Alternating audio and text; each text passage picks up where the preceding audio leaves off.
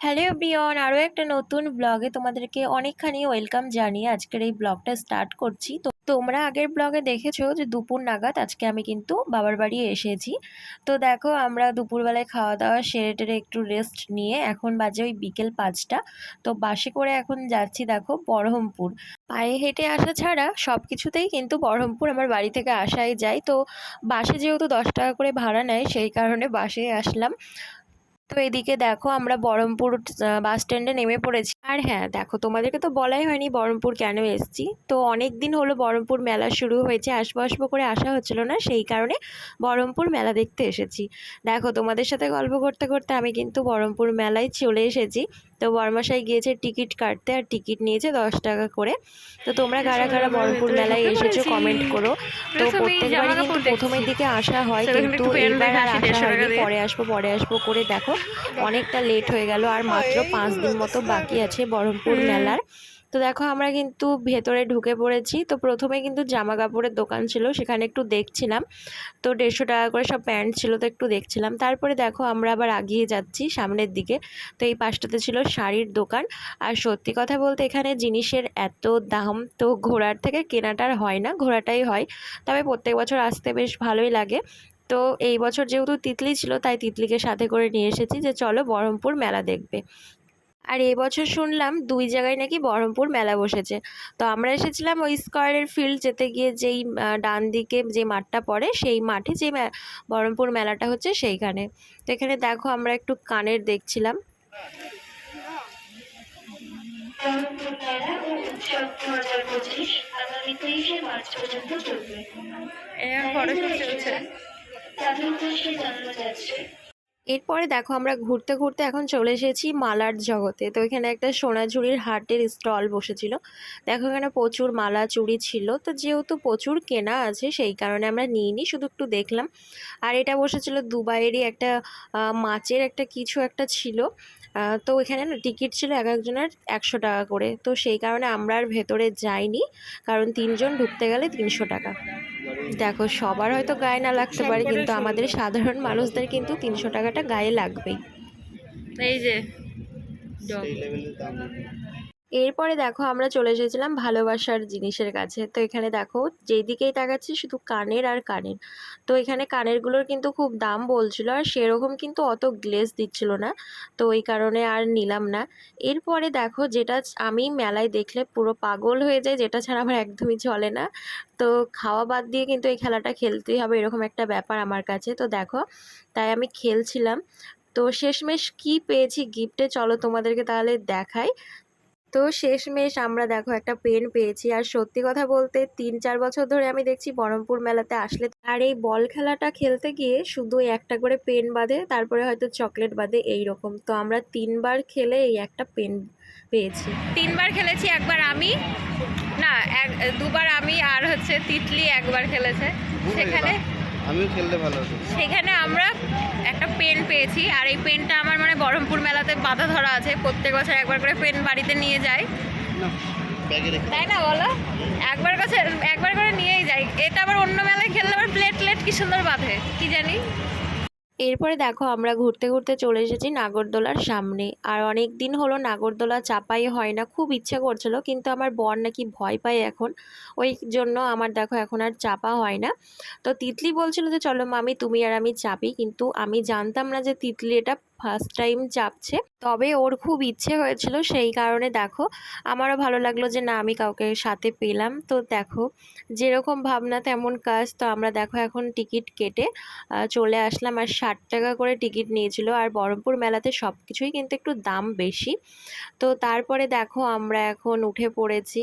তো আর অনেক দিন পর চাপলাম বলে আমার তো ভীষণ ভালো লাগছিল, কারণ আমি আগে থেকে আমার চাপার অভ্যাস আছে, আমার খুব একটা ভয় লাগে না। তবে তিতলি প্রথমে ভয় পেয়েছিল, তারপরে কিন্তু ওকে আমি আবার ভয় কাটিয়ে দিয়েছিলাম আমরা গানের লড়াই খেলে। দিন বাদে চাপলাম বলে ভীষণ ভালো লাগলো, ভীষণ। আর এই পাশে তিতলি আছে, আমি আছি গাইস, আমি আছি। ও কিন্তু লাইফে প্রথম। তো ওকে এবার একটু বেশি টেনশন হচ্ছিল যদি ভয় টয় পাই। তো না যাক, ভয় পাইনি, গানের লড়াই খেলেছি আমরা জানো তো, দিয়ে ভয় কাটিয়ে দিয়েছি ওর। তো অনেক তো ঘোরাঘুরি হলো, এবার তো কিছু খেতে হবে, এই কারণে দেখো আমরা চলে এসেছিলাম পাপড়ি চাটের দোকানে। হ্যাঁ, ওটাই বাকি ছিল। তাহলে ঘোরা খাওয়া চলো। হতো। এ না একটা মেয়ে বললো যে নামবো না, দি বলছে না হয়ে গেছে, নামতে হবে এবার। মজা পেয়ে গেছে মেয়ে, জীবনে জীবনে কোনোদিন ওঠেনি আর একবার ওঠে মজা পেয়ে গেছে। দেবগ্রামে আবার যখন তো দেখতেই পেলে তিতলি কিন্তু ভীষণ মজা পেয়েছে একবার উঠে, যেহেতু এইটাই ফার্স্ট টাইম ছিল সেই কারণে। আর ও না আমাকে প্রথমে বলেইনি যে আমি প্রথম চাপছি, নাগরদোলাতে উঠে তারপরে আমাকে বলেছে। তারপরে দেখো এখানে কিন্তু মেলার মধ্যে একটা ছবি তোলার জায়গা করেছিল, সেখানে ছবি তোলার থেকে মানুষ ছিল বেশি বসে, কোনো চান্স পাওয়া যায়নি। এরপরে দেখো আমরা চলে এসেছিলাম আইসক্রিম খেতে। আর এই আইসক্রিমটার নাম কি তোমরা জানো? কেউ জানলে কিন্তু কমেন্ট করে জানিও। এরপরে দেখো আইসক্রিম খেয়ে নিলাম, এরপরে আর আমরা কিছু খাইনি। তো এরপরে এখন আমরা একটু চারিপাশটা ঘুরঘুরু করে নিচ্ছিলাম, একটু পরে আমরা বেরিয়ে যাব। তো মেলার সাথে সাথে আমরা কিন্তু আবার যাব আরও 2 জায়গায়। তো দেখো এখন আমরা বেরিয়ে পড়ছি, এদিকে গরিলা কিন্তু আমাকে হাই দিয়ে দিল।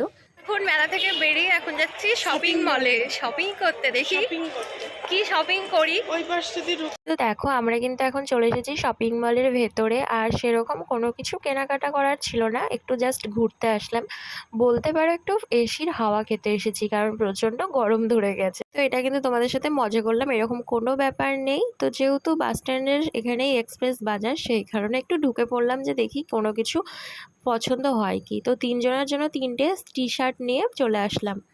তো এরপরে দেখো আমরা এখন লালদিঘির সামনে দিয়ে যাচ্ছি আমার দেওয়ারের অফিসের ওখানে, যেহেতু দেওয়ার এখন দাঁড়িয়ে আছে আমাদের জন্য।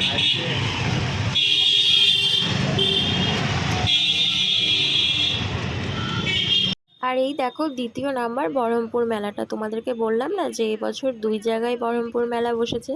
তো এটা হচ্ছে আর এক জায়গায়, তো এখানে নাকি 100 টাকা করে টিকিট। দেখো এতক্ষণ আমরা টোটোতে করে ঘুরে বেড়াচ্ছিলাম, এখন আমরা গাড়িতে। তো এখন দেওরের গাড়ি করে এখন মামাদের বাড়ি যাব। তো দেখো এখন আমরা দেওরের সাথে করে যাচ্ছি দেওরের শ্বশুর বাড়িতে। তো দেওরটা হচ্ছে আমার মামা শ্বশুরের ছেলে।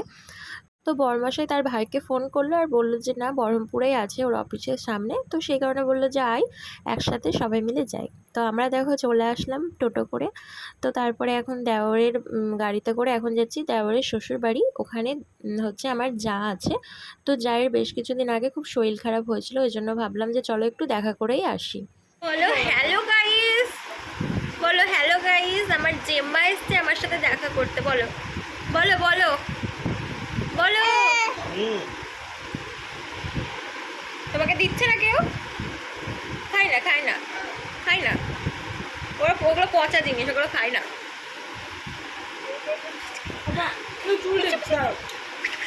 এরপরে দেখো পুচকুদের সাথে দেখা করে এখন চলে এসেছিলাম মামা বাড়িতে। আর মামা বাড়িতে এসে দেখলাম আজকে ছিল দাদুর দিবসী, কিন্তু এটা আমরা কিন্তু জানতাম না।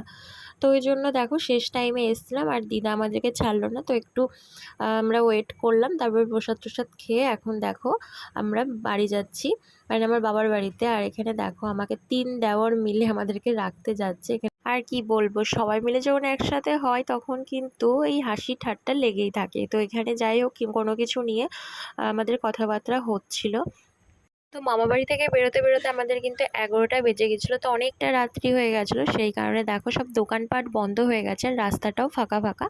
তো আমরা এখন গান শুনতে শুনতে বাড়ি যাচ্ছি, আর ভিডিওটা আমি এই গাড়িতেই শেষ করলাম, আর বড় করছি না। তো আজকের এই বহরমপুর মেলার ব্লগটা তোমাদের কেমন লাগলো অবশ্যই কিন্তু কমেন্ট করে জানিও।